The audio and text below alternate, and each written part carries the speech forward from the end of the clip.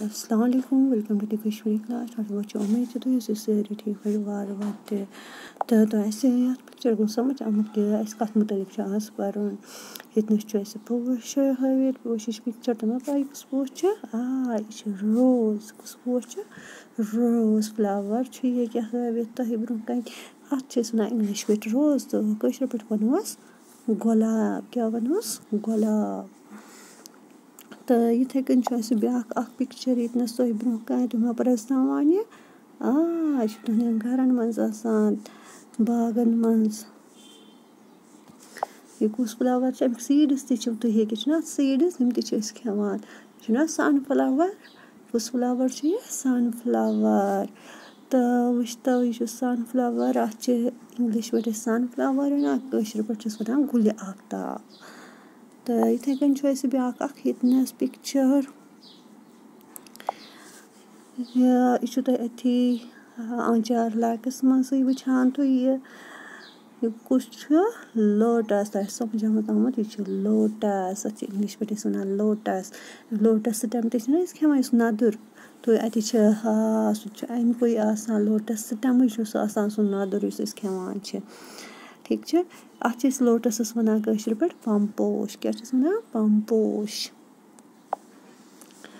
इथे कन back flower यतनस यह ज्यादा हिंद बॉय करान इस्तेमाल पूजान मज यत वन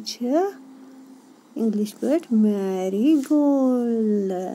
तो कशर पे वन जाफर क्या वनोस मैरीगोल्ड कशर पे वनोस जाफर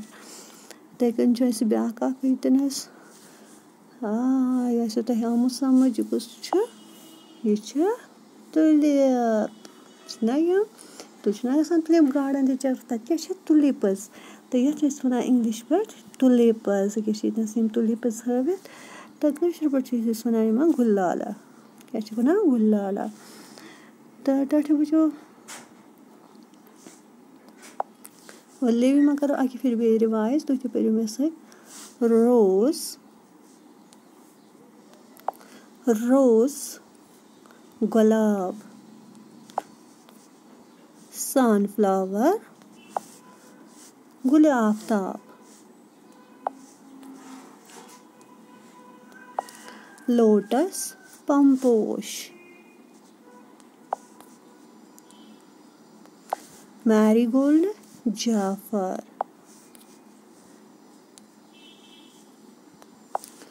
तुलिप गुलाल तो तुम करो पोशन हिंद नाव लर्न